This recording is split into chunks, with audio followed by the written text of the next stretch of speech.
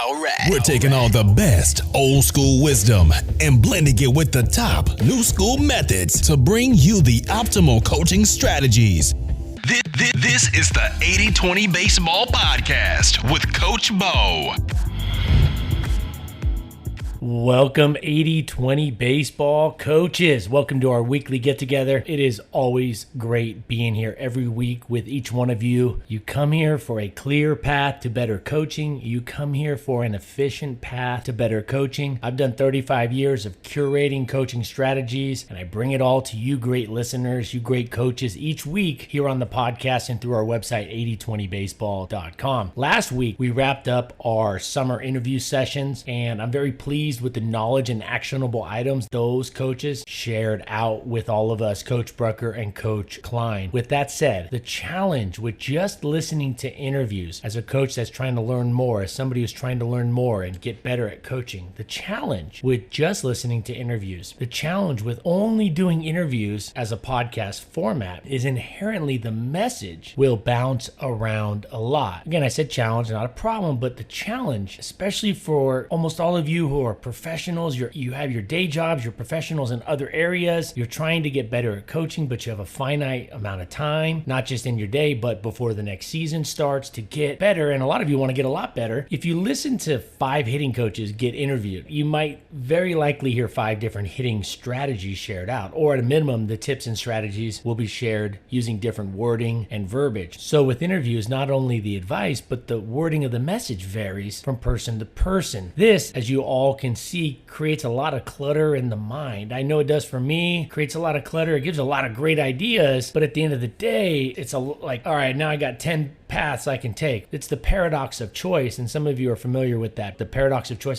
The idea of having way too much choice is actually detrimental to our improvement and our path forward, as in this case being great coaches. Great leaders, great coaches are decisive and have a clear vision of what they're going to do when they get out to the field during practice and games, and also how their team should evolve throughout the season. It is great to learn from a variety of proven coaches and strategies, no doubt about it. But it is really hard as a youth coach to go out there and use a dozen strategies at one time, much less over the course of a season. And the fact that this is the case led me to creating this podcast in 80-20 baseball. It is for youth coaches, albeit we do talk about advanced topics at times, though at the end of the day, we are here to guide primarily youth coaches towards a lot more success and as efficiently as possible. So I take my 35 years of studying baseball, playing baseball, coaching, studying coaches for all this time. I started studying coaches when I first started playing sports. I don't know. I think I was a little odd in that sense where I would study the coaches as much as the other team. It's led me to this right here, of course, and I think it's been a calling since day one. And so what I've done is take the 35 years of studying baseball and studying coaches closely, the good and the bad, and in a lot of cases,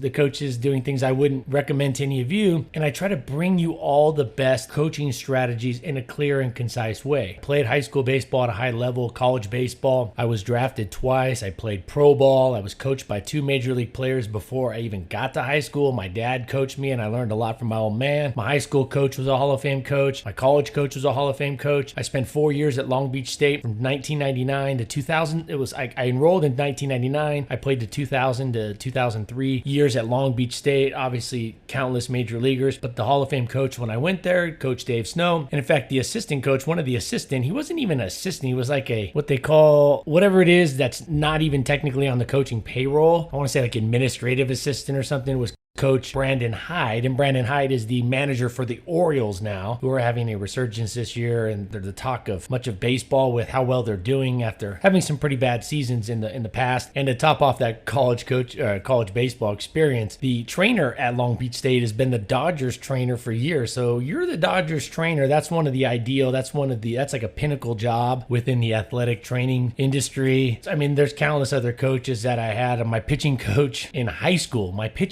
high school. So he's essentially like the third coach on a high school team. Coach Jeff Patterson is a high-level scout, been a high-level scout with the New York Yankees, very successful scout with the New York Yankees. So I mean, I could go on and on with the wisdom and experience that I'd been around and didn't even realize until later that I was the beneficiary of all this wisdom and knowledge. And then on top of that, the icing on the cake, it was throwing in 12 years of working inner city as a PE teacher, inner city, Watts, Compton, North Long Beach, Paramount students, tough area to try to get a group group, a large group. I've shared out before, I taught a summer school class with 108 students in the class, 108. In fact, the cap was 75-ish for the district, but I kept signing off. I just wanted the kids in there. These were not your easy peasy kids. And that made me become really good really quick, because if I didn't, I was going to get run out of Dodge. And I really wanted to be there, really wanted to have an impact. And so you got to get good real quick. You got to really improve fast and be on top of your game if you're going to make it. And if you're going to make it, and definitely if you're going to make an impact, a positive impact. I've been coaching for 15 years, so I've been in the trenches with all this, from 6U all the way up to college and pro players. Now, even with that extensive background, learning how to be a good coach was no walk in the park. So with all that, learning to be a good coach has been no walk in the park.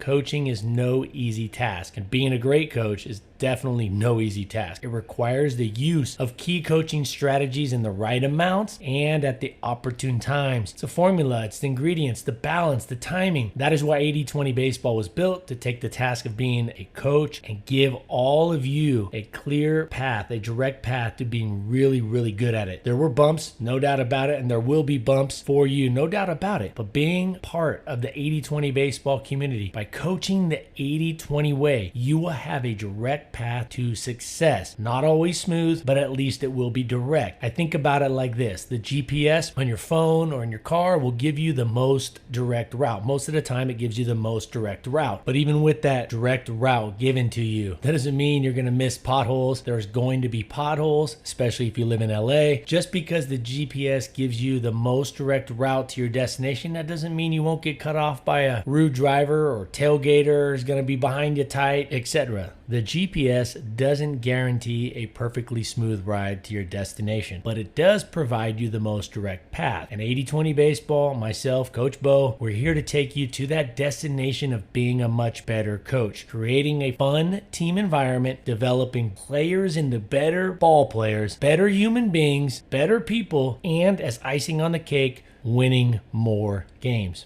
So whether you're brand new to coaching or you've been in it a long time, you're in the right spot. We come out every week with a new episode. Coaching and being a better coach, just like anything in life, doesn't happen overnight. It takes time. Showing up here each week for the 30-minute-ish episode that we put out is a great start. Go over to 8020baseball.com. Tons of information, articles, videos, a dozen articles that'll give you a clear and direct path. Everything works together. Everything jives together here at 80-20 Baseball. Everything's in sync. So we've curated, we've taken all this wisdom and we've synced it up. Now, that doesn't mean you shouldn't go learn from other places. I'm not saying that. What I'm saying is, I know your time is finite, it's precious, so I'm trying to give you a path that then you can add a little here, a little there, some ancillary information and strategies and tips, but you have a path. You have a path to get to being a great coach by showing up here. A clear path. So I wanted to start the episode today by saying that I have a couple tips here that I want to get into. The first tip, this is something when it comes to picking players for your team or choosing players or adding players to a team. If you're the coach that gets to choose the players, tryouts, etc., there's some undervalued players out there when it comes to those players that are very coachable, hard workers, that will listen, that will improve quickly. Their learning curve is much faster than possibly other players that are a little more stubborn, hard-headed, don't listen very well, or know-it-alls. But what about this? If you see a hitter on another team in your area from the year before, or you can remember a player, a hitter on the other team that had a nice athletic swing, had a good athletic swing, looked pretty fluid at the plate, but chased a lot of bad pitches,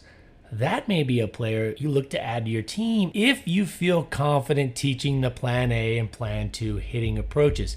If you've been with us for a few years here at 80-20 Baseball, you're probably really getting confident or already confident teaching the Plan A and Plan 2 hitting approaches. And I think if you can coach these two plans up, Plan A and Plan 2, your Plan A is your less than two-strike approach and Plan 2 is your two-strike hitting approach. If you can coach these up, there's a lot of athletic players out there, a lot of athletic swings, good swings that are just chasing bad pitches that simply need a plan up there. So going into next season, keep an eye out for that. The hitting approach itself, Plan A and Plan 2, is a massive competitive advantage. I'm reading Fangraphs. I'm a big fan of Fangraphs.com, and they get into some really deep stuff. It's professional baseball related. It's mostly all Major League Baseball stuff, and they get into some really deep stuff, and they're all analytics, and they're super smart people over there. So I'm a big fan. I've been a member for years. Barely a day goes by I don't visit the site or read an article or two, but they continue to talk about Z-swing as a stat. They continue to talk about Z-swing. And so these are a very advanced group of people that analyze baseball and statistics and all this, but they continue to Z-swing. Z-swing,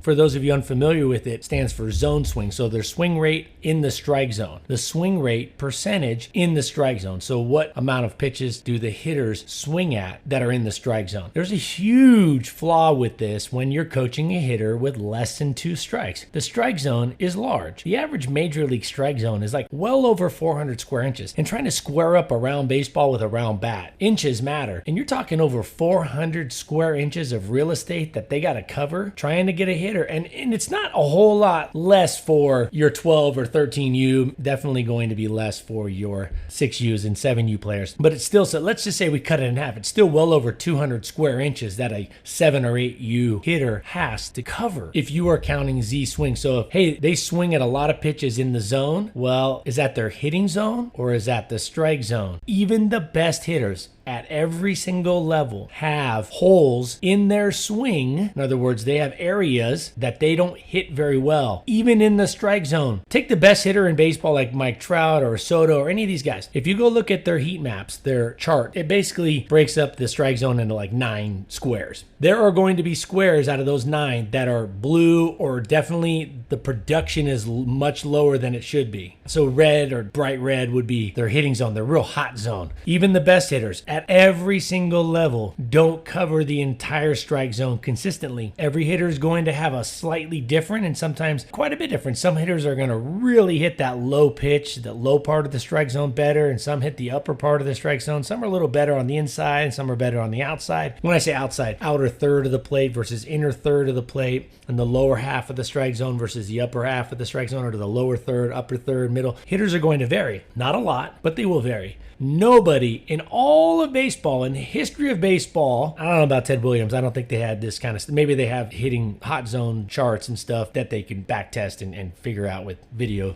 But anyways, he might have been the only one who had mostly red on the strike zone. When I say red, that means they really hit those pitches well. That area, they really hit those pitches well. They produced a lot. But every hitter alive, from Mike Trout all the way down to the 5-year-old who's just starting, is going to have spots in the strike zone in the Z swing area that they shouldn't be swinging at with less than 2 strikes. This is a huge competitive advantage. Not enough coaches, in my opinion, over the years, my experience has shown that not enough coaches emphasize what pitches to swing at. But a lot of times you'll hear it was in the strike zone. You got to cover, you got to hit pitches in the strike zone, looking for pitches in the strike zone.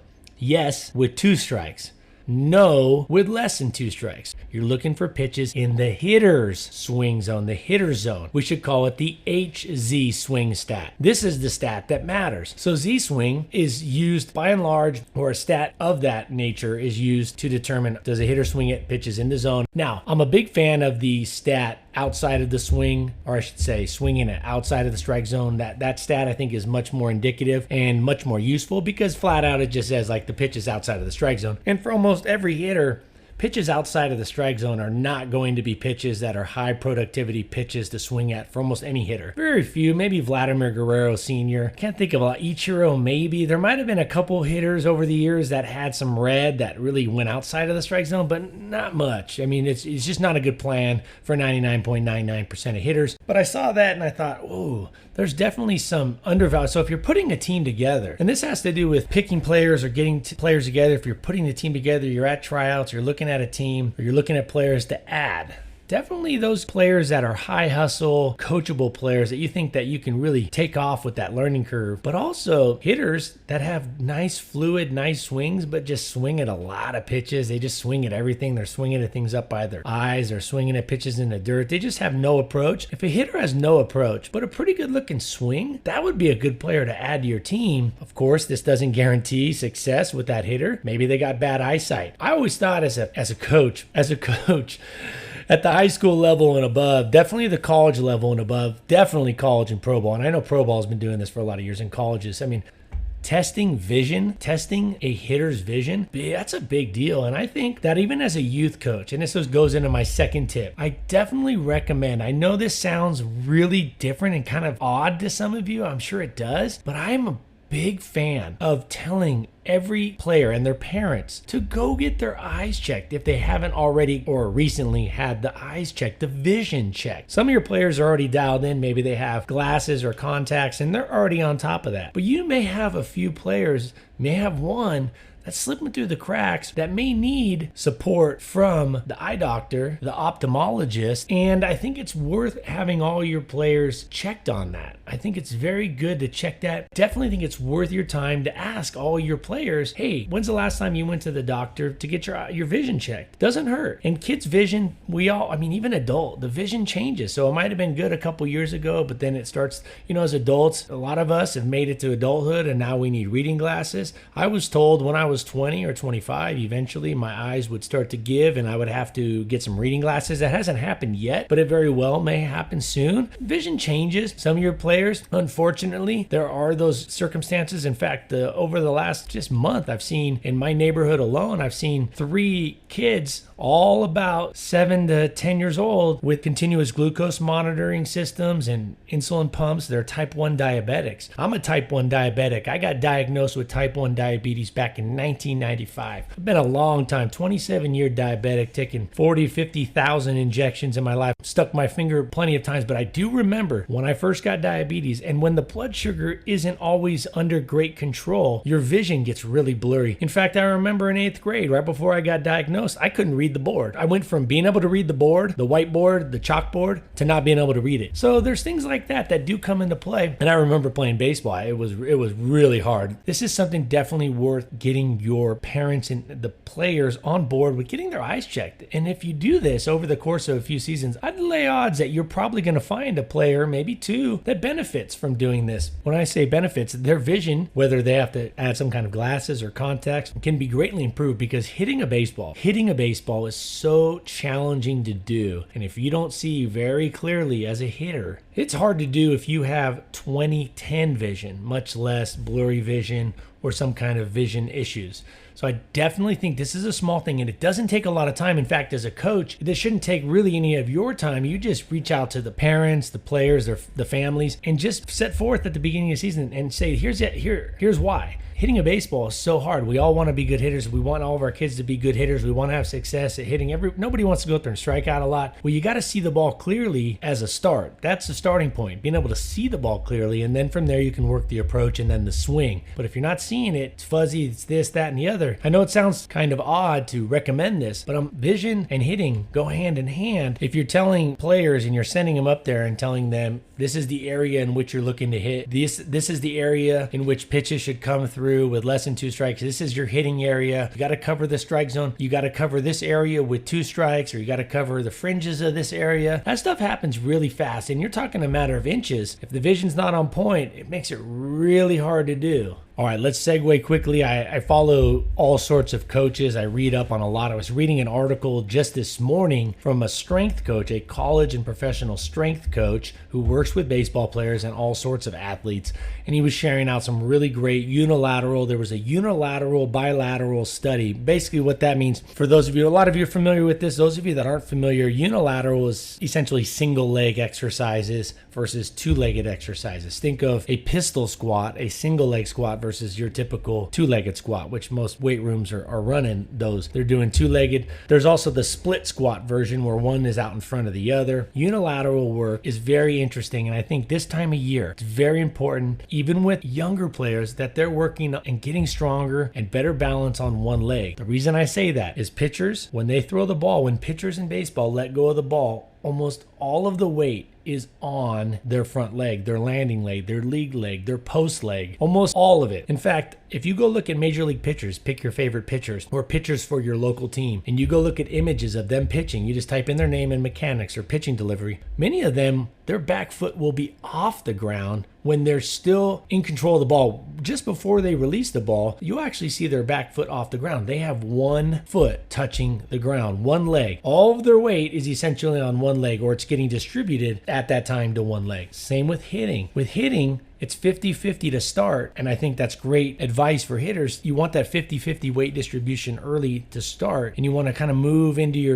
as the pitch is getting delivered, and you want to be 50-50 as long as you can. But eventually, most of the weight is going to go on that front leg. Most of the body weight and the force is going to be on one leg, that front leg. This is good. This is natural. This is how it's supposed to go down. Think about running. When you run, you never run with two legs at the same time. You always have one leg in the air while the other one is pushing off the ground. Walking, same thing. Almost all sports are unilateral by nature in that one leg is pushing one foot all the way up through the hips in the lower core, or pushing off the ground one leg at a time, not simultaneously. A couple exceptions of this, of course, would be like volleyball, where they're going up for a spike, volleyball, or basketball if you're going up for a rebound off two. That's definitely, but even in basketball, there's a lot of one-legged jumps, a lot of one-legged dunks, layups. So it's definitely something that needs to be worked on. So here's my message. It's the off season for a lot of players going into the off season. I'm a big fan of single leg exercises. Those of you that showed up to past webinars, we broke this down. I shared out examples that work specifically for baseball players. Single leg exercises, I believe, are one of the most underrated, if not the most underrated exercise thing that you can add for any level. And it's body weight. Single leg body weight exercises are massively helpful, not just for tying it into the movements on a baseball field specifically, but also the balance factor.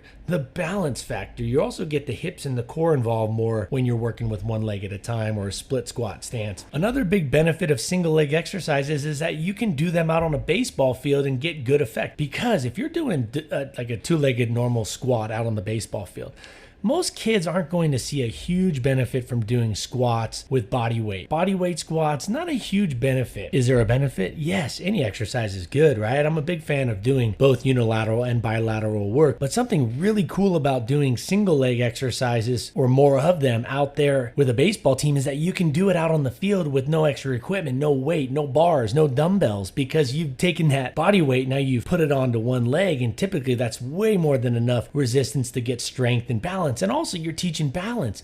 For young kids, things like balance and stability are just as important as raw strength. So this is a huge advantage. If you're not familiar with unilateral single leg exercises, definitely should look into that. Look into baseball stuff. There's some good stuff out there, unilateral exercises. I'm a big fan. I'm not saying this should be your only a plan of attack, but it definitely allows you to go out there on the field and do things like weight and strengthening in a 15 or 30 minute session out there on the field. And you can tie it in with your practice rather than having to go to the weight room or go to a workout gym. You can do it out there on the field. So it's really great. You don't need that extra equipment. I really highly recommend this, not just for the practicality and the ease of being able to infuse it into a practice or at the end of practice or in the middle, but also for those other things like balance and stability. Massive, way better doing single leg stuff, single leg squats, single leg balance routines, at a minimum lunges, lunge clocks, things like that. So I will be adding a workout, a training routine to the pitching course that I'm working on and developing right now. The goal is to have the courses ready to go, a pitching course that will teach you the 5 main parts of coaching pitchers at the youth level. I mean, at any level, but really as a youth coach, really getting your pitchers better at these 5 things. And one of them is a strength component, strength stability, physical health element. Those courses will be available on the 80/20 Baseball website. The goal is to have them polished up, ready to rock by the end of this year. So that gives you a lot of time or some time before we get into the spring season to learn it, to know exactly how to go out there and coach it up. But keep showing up here to the podcast, go over to the website. You got the drill design guide ready to go. It's 21 pages or so explaining the key elements, parts. It's not going to give you a drill. It's going to explain to you the parts you need to put into every drill, or you should try to put into as many drills as possible so you can design your own drills anytime, anywhere. It gives you the 8 steps, the 8 ingredients to a perfect or optimal drill. Go over there, get that. That's a no-brainer. Just to hit that real quick. It's at the top of the website. If you have any questions about anything, please reach out. I love talking with coaches. I love all you coaches that reach out, email me. I love hearing from you. I love hearing about the success. I did get quite a few emails as this last season ended, sharing out the success of you coaches that are using the 80/20 baseball methodology, the 80/20 baseball system, if you per se, and have had a ton of success along the way using it. It's awesome. Love hearing those emails. But if you got questions, reach out. Coach Bo at 8020baseball.com. Coach Bo at 8020baseball.com. Bo as in B-O, as I always like to say, Bo as in the American athlete version of Bo, not the French soap opera, B-E-A-U. Nope, keeping it nice and sweet. Coach Bo at 8020baseball.com. Send me an email. Give me your questions, thoughts, something you might want to hear discussed on the podcast. Go over to the website. Check it out over there. If you forget the email, go to the website. There's a contact form there. You can reach out with your questions on the website. Always great being here with all of you. Love the community, the 80/20 baseball community that we got going. Love being here each week with you. I love the emails I'm getting, the feedback. You can follow me on Twitter, 8020_baseball, 8020_baseball. I know Twitter, it doesn't have the best reputation, but I do think for the coaching, the baseball coaching community, it's a really good spot. I really like it. Facebook, I'm trying to get more involved in some of those coaching. If you want to email me, if there's a coaching group you have set up, I'm looking to join some of those groups to add some value to help out there.